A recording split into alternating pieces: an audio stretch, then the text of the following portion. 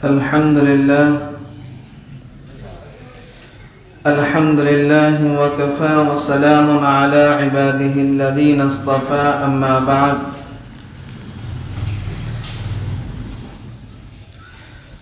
فأعوذ بالله من الشيطان الرجيم بسم الله الرحمن الرحيم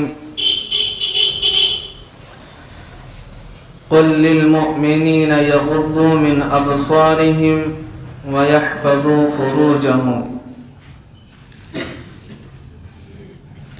وقال الله تعالى في مقام آخر ولا يضربن بأرجلهن ليعلم ما يخفين من زينتهن صدق الله العلي العظيم.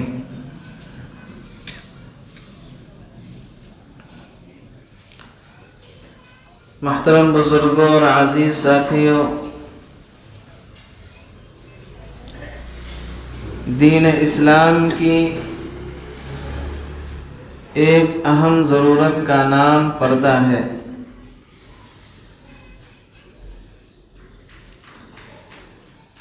پردہ عورت کے لیے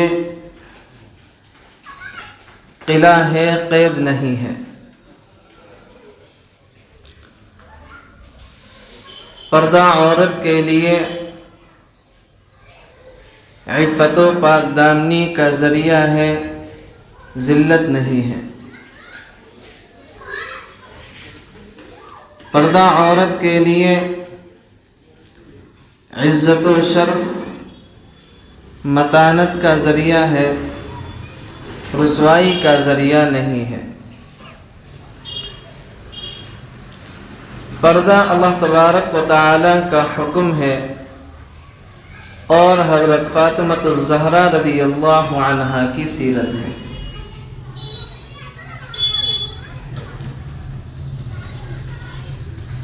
رسول اللہ صلی اللہ علیہ وسلم ایک مرتبہ مجلس میں بیٹھے ہوئے تھے۔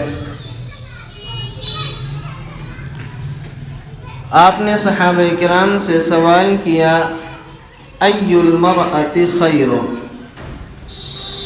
سب سے بہترین عورت کون سی ہے؟ صحابہ کرام مجلس کے اندر بیٹھے ہوئے تھے۔ کسی صحابی نے کہا کہ وہ عورت جو نمازیں پڑھنے والی ہو، کسی نے کہا کہ وہ عورت جو روزہ رکھنے والی ہو، کسی نے کہا وہ عورت جو تہجد گزار ہو، کسی نے کچھ اور کسی نے کچھ جواب دیے۔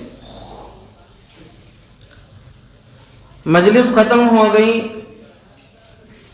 مجلس کے اندر شیر خدا حضرت علی رضی اللہ عنہ بھی موجود تھے۔ حضرت علی رضی اللہ عنہ گھر تشریف لائے اور اپنی اہلیہ خاتون جنت حضرت فاطمہ الزہرا رضی اللہ عنہا سے پیغمبر علیہ السلام کی مجلس کا سوال ذکر کیا۔ کہا کہ اللہ کے نبی کی مجلس میں ایک سوال ہوا تھا اور کئی لوگوں نے اس کے مختلف جوابات دیے، لیکن پیغمبر علیہ السلام کو مقصد کے مطابق جواب نہیں ملا۔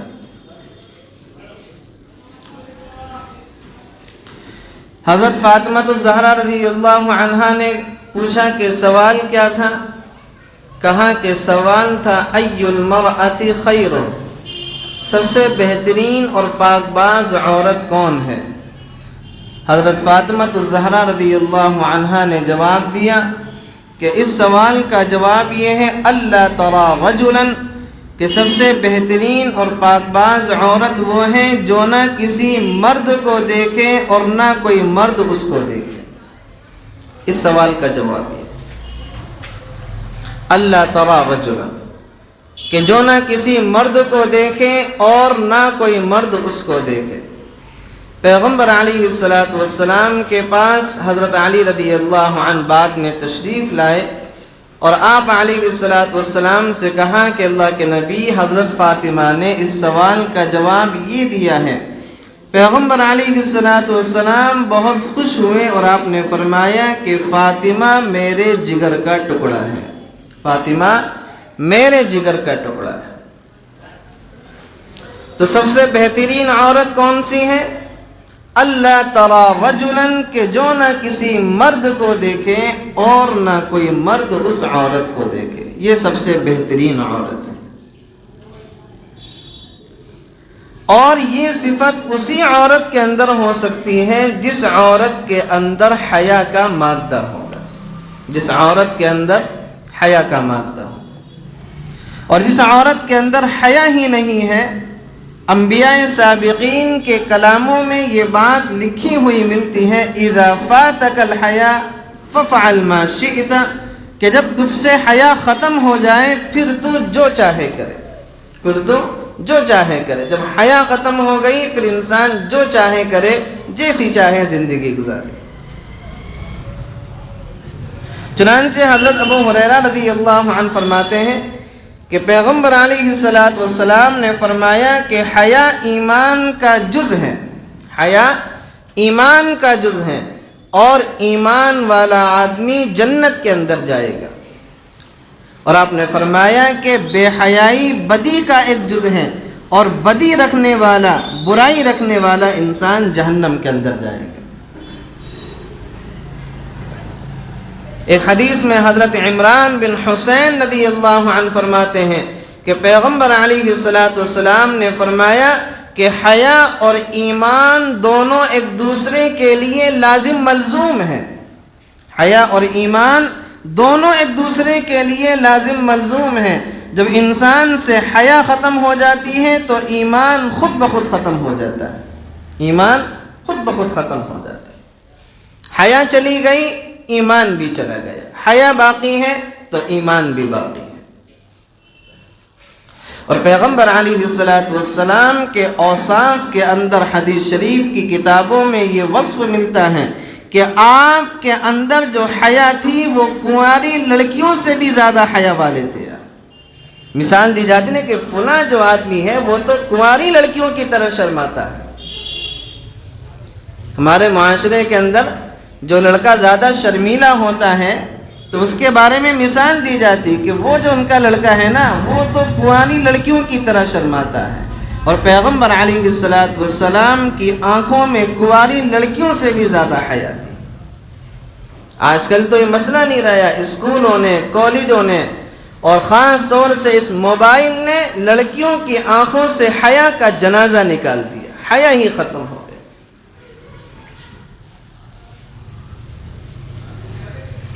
رسول اللہ صلی اللہ علیہ وسلم ایک مرتبہ بیٹھے ہوئے تھے، آپ نے حضرت فاطمہ الزہرا رضی اللہ عنہا سے پوچھا کہ فاطمہ یہ بتاؤ کہ عورت کے اوصاف کیا ہیں، عورت کے اوصاف کیا ہونے چاہیے؟ حضرت فاطمہ الزہرا رضی اللہ عنہا نے فرمایا، اے اللہ کے نبی، عورت کے اوصاف یہ ہونے چاہیے کہ وہ اللہ اور اس کے رسول کی تابعداری کرے، اپنے شوہر کی خدمت کرے، اپنے بچوں پر شفقت کرے، اپنی نگاہ کو نیچی رکھے اور اپنی زینت کو چھپائے رکھے، اور اس انداز سے زندگی گزارے کہ نہ وہ کسی مرد کو دیکھے اور نہ کوئی مرد اس کو دیکھے۔ یہ عورت کے اوصاف حضرت فاطمہ الزہرا رضی اللہ عنہا نے گنوائے۔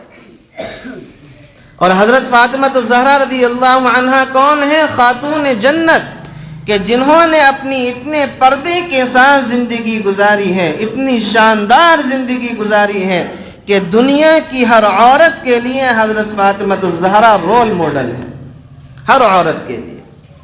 جو عورت عفت و پاک دامنی کی زندگی گزارنا چاہے، جو عورت شرم و حیا والی زندگی گزارنا چاہے، وہ حضرت فاطمہ الزہرا رضی اللہ عنہا کی سیرت کو دیکھے۔ پوری زندگی پردے کی حالت کے اندر گزاری ہے، پوری زندگی پردے کے عالم میں گزاری ہے، اور جب اس دنیا سے رخصت ہو رہی تھی تب بھی دل کے اندر بس ایک ہی بے چینی تھی کہ دنیا کی زندگی تو میں نے پردے کے ساتھ گزاری ہے، دنیا کی زندگی میں تو مجھے کسی مرد نے نہیں دیکھا، میرا جنازہ بھی اس انداز سے جانا چاہیے کہ مجھے کوئی مرد نہ دیکھے۔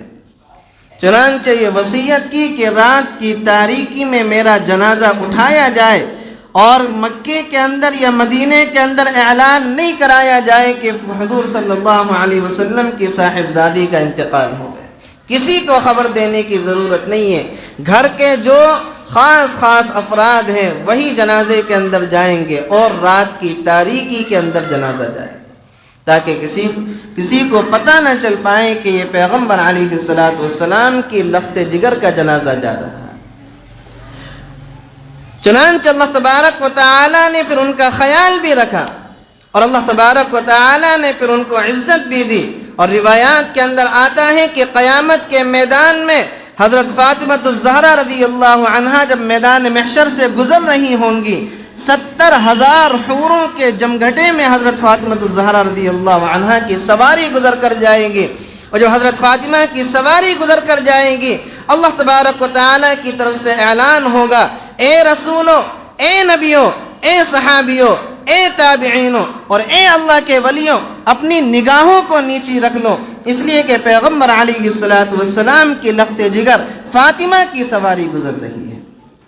پھر اللہ تبارک و تعالی نے ان کا اعزاز بھی کیا، اللہ تبارک و تعالی نے ان کا اکرام بھی کیا۔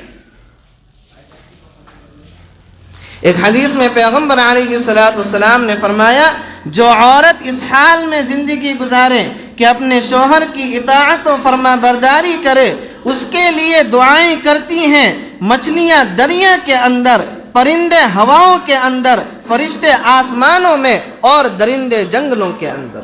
کس عورت کے لیے؟ جو عورت اپنے شوہر کی اطاعت و فرما برداری کے ساتھ زندگی گزارے، اپنی عزت کی حفاظت کے ساتھ زندگی گزارے۔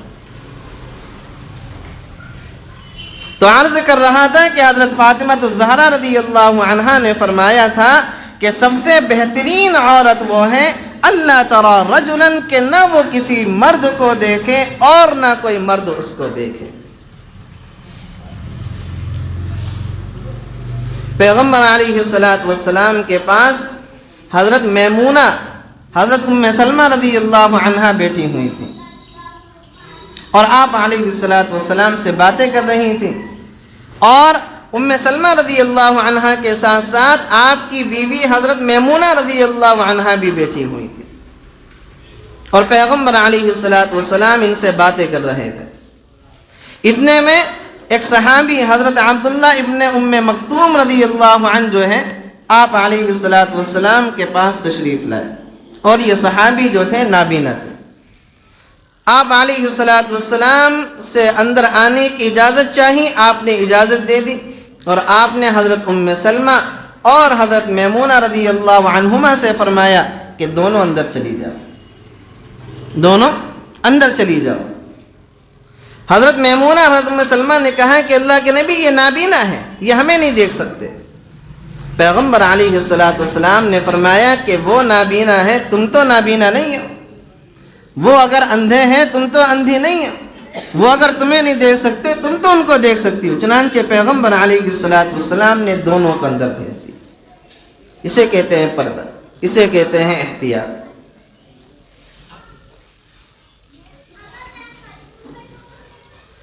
حضرت مولانا فخر الدین صاحب مراد آبادی، شیخ الحدیث دارالعلوم دیوبند، حضرت کے پاس جو ہے ایک بوڑھی عورت مسئلہ پوچھنے کے لیے آئی، اور حضرت کی جو قبر ہے وہ لال باغ میں جو حوض والی مسجد ہے اس کے سامنے ایک چھوٹا سا قبرستان ہے، اس کے اندر حضرت کی قبر موجود ہے۔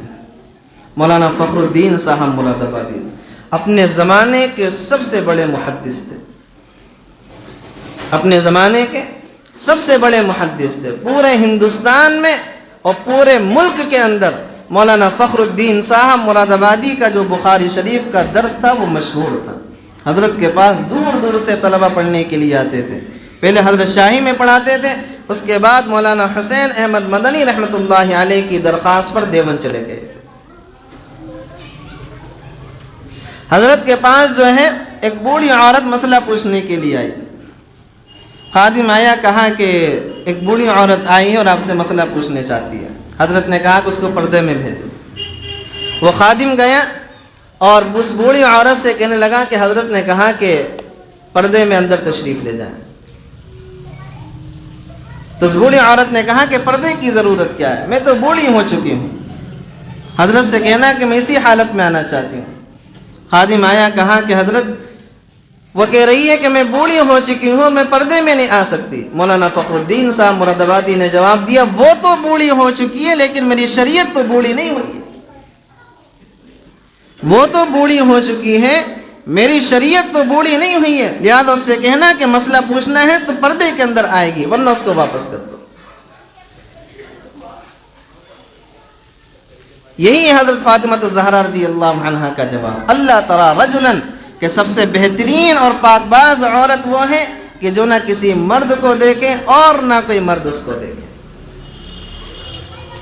حضرت جریر بن عبداللہ بجلی رضی اللہ عنہ پیغمبر علیہ السلام سے آ کے پوچھتے ہیں کہ اللہ کے نبی، اگر اچانک سے کسی عورت پر نظر پڑ جائے تو اس کا کیا حکم ہے؟ پیغمبر علیہ السلام نے فرمایا، اگر اچانک سے کسی عورت پر نظر پڑ گئی تو معاف ہے، اور اگر جان بوجھ کر نگاہ ڈالی ہے کسی عورت کے اوپر تو پھر یہ گناہ ہے۔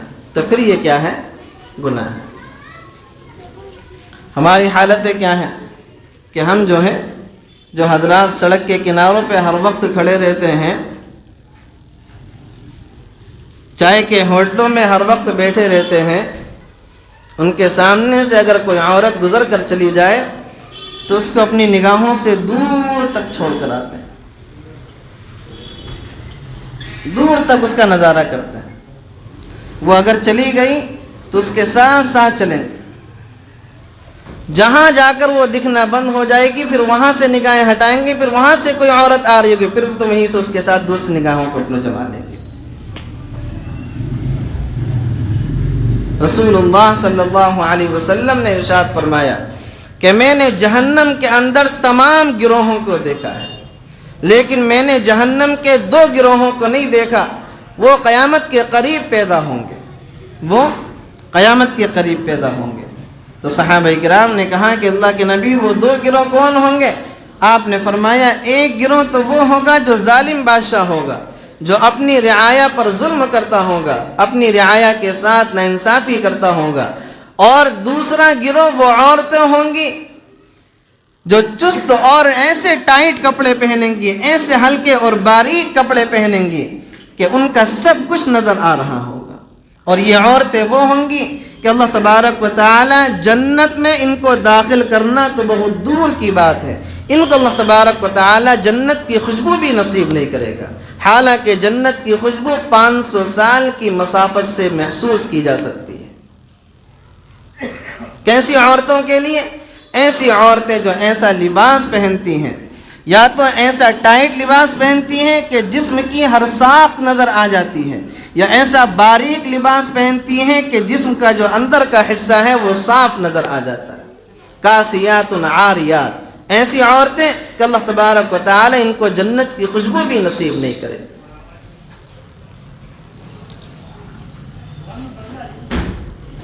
اور امہات المؤمنین کے بارے میں یہ بات آتی ہے کہ حضرات امہات المؤمنین، ہماری مائیں پیغمبر علیہ السلام کی بیویاں اتنی زیادہ احتیاط کرتی تھیں، اتنی زیادہ احتیاط کرتی تھیں کہ اپنے گھروں کے اندر بھی اگر بیٹھی ہوئی ہوتی تھیں تو چہرہ جو تھا وہ دروازے کی طرف نہیں کرتی تھی، بلکہ اپنے چہروں کو دیواروں کی طرف کر کے بیٹھتی تھی کہ کہیں اچانک سے کسی مرد پر نظر نہ پڑ جائے یا کسی مرد کی ہم پر نظر نہ پڑ جائے۔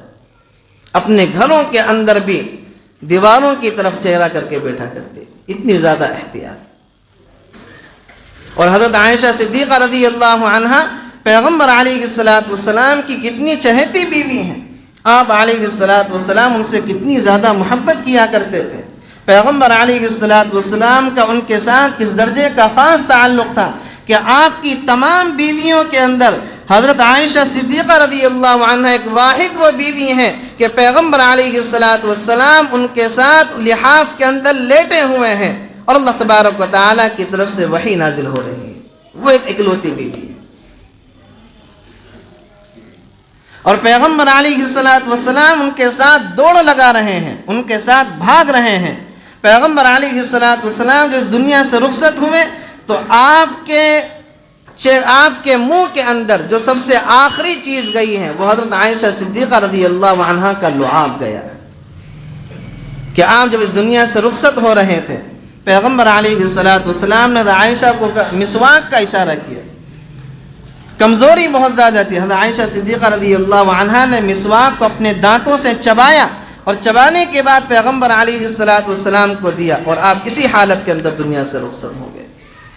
حضرت عائشہ صدیقہ رضی اللہ عنہا کے بارے میں آتا ہے کہ پیغمبر علیہ السلام جس کمرے کے اندر مدفون ہیں آپ اس کمرے کے اندر رہتی تھی, اسی کمرے کے اندر آپ رات گزارا کرتی تھی.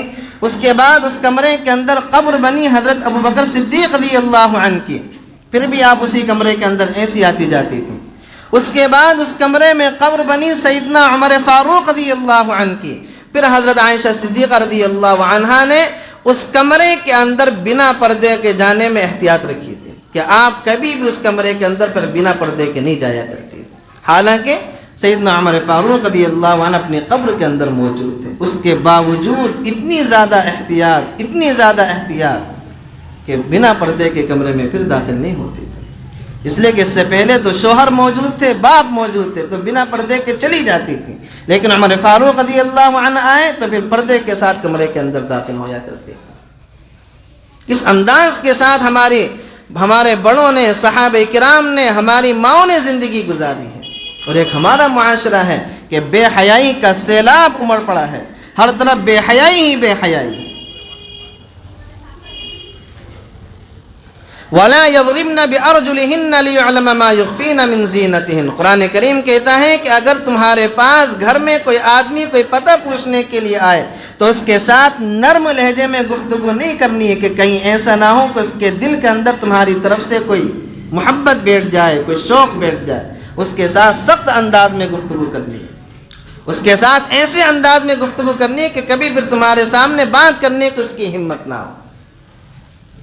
تو پیغمبر علیہ السلام نے جو مجلس کے اندر سوال کیا تھا, ای المرأۃ خیر, سب سے بہترین عورت کیا ہے, سب سے بہترین عورت کون ہے؟ تو فاطمہ نے جواب دیا تھا, اللہ ترى رجلا, سب سے بہترین عورت وہ ہے کہ جو نہ کسی مرد کو دیکھے اور نہ کوئی مرد اس کو دیکھے. اللہ تبارک و تعالی سے دعا ہے اللہ تعالی ہم سب کو کہنے سننے سے زیادہ عمل کرنے کی توفیق نصیب فرمائے, اور اللہ تبارک و تعالی ہماری ماں بہنوں کو پردہ کرنے کی توفیق عطا فرمائے. وآخر دعوانا الحمد للہ رب العالمین.